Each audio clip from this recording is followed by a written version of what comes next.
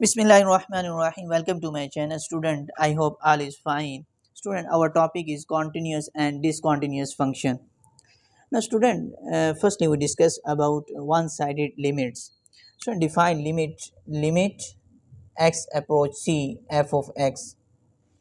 So, x approach c means that x is not equal to c. X is nearly close to c. Now, student, we studied the behavior of f on both sides of c.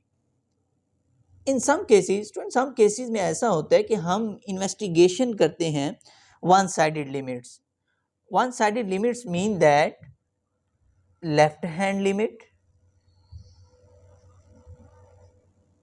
And right hand limit.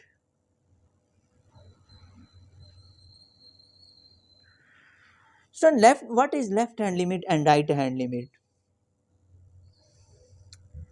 Left hand limit. So limit x approach c negative f of x.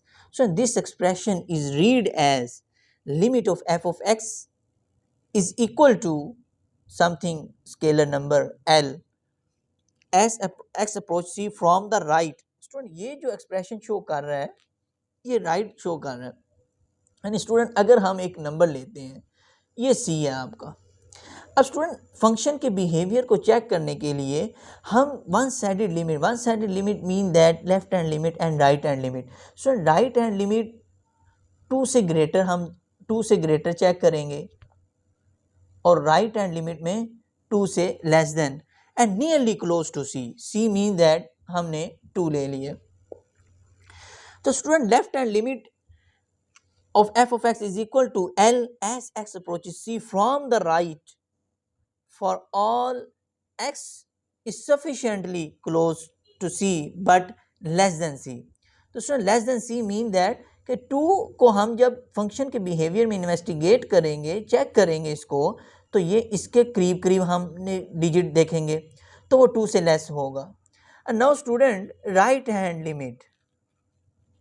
So right hand limit is expression show that f of x equal to something m. Student right hand limit अब for all x sufficiently close to c but greater than c.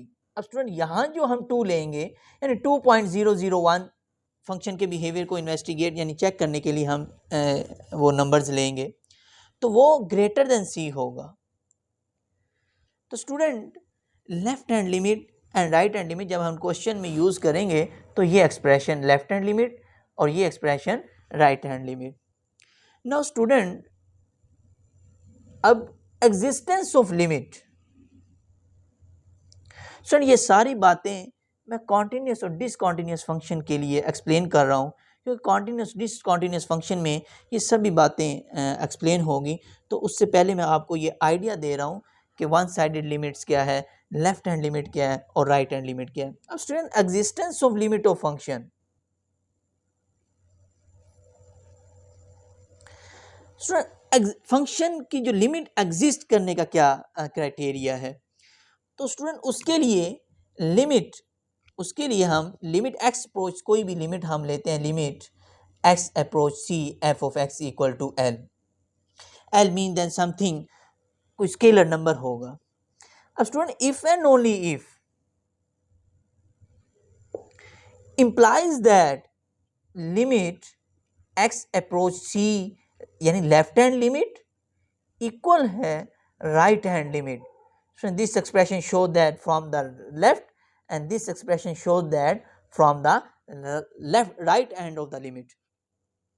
तो student criteria जो limit के existence का function की limit के existence का जो criteria है limit x approach F of x equal to L यानी function of the limit if and only if left hand limit right hand limit के इक्वल है या कहता है कि लेफ्ट हैंड राइट इक्वल हो तो limit of the function equal है वैल्यू ऑफ द फंक्शन के या limit x approach F of x equal to L. तो ये student existence of limit of the function का क्राइटेरिया है. Student continuous function a function F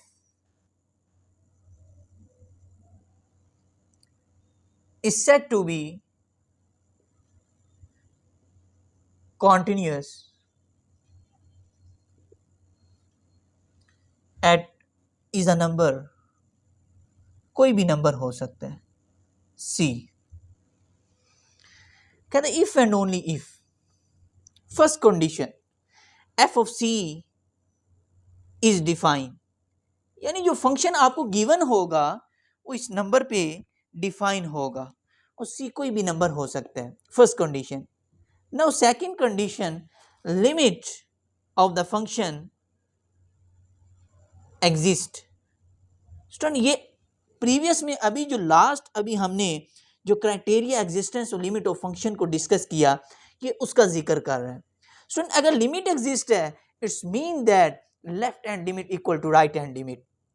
now if left hand limit right hand limit, then limit exist, existence of limit of function of जो criteria अभी हमने discuss किया है। Now student third condition, limit of the function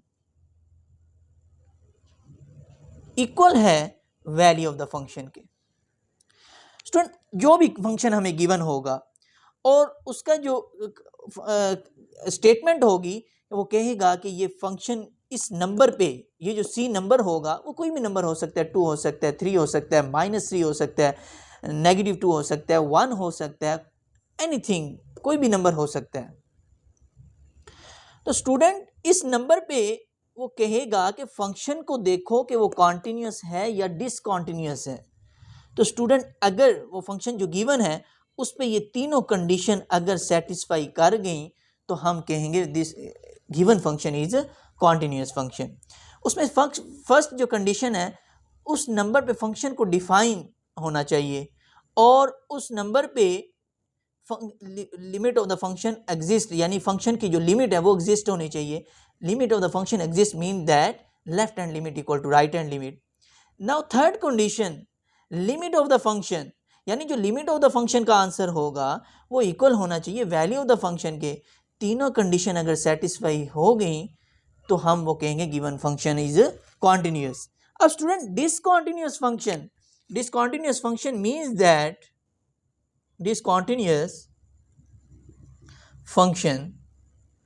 So discontinuous function means that if one or more of these three conditions, अगर इनमें से कोई एक कंडीशन भी सेटिस्फाई ना हुई तो उस नंबर पर कोई भी कंडीशन होल्ड ना हुई तो हम कहेंगे f is said to be discontinuous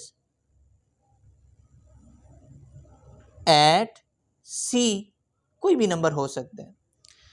student exercise 1.4 continuous और डिसकॉन्टीन्यूस फंक्शन पे डिपेंड करती है, तो इसलिए एक्सरसाइज करने से स्टार्ट करने से पहले मैंने आपको कॉन्टीन्यूस और डिसकॉन्टीन्यूस फंक्शन के बारे में बताया। तो स्टूडेंट इंशाल्लाह नेक्स्ट वीडियो में हम एक्सरसाइज 1.4 स्टार्ट करेंगे। तो इसके साथ ही मुझे इजाज़त है, इंशाल्लाह नेक्स्ट वीडियो मुलाकात होगी। अल्लाह हाफिज़।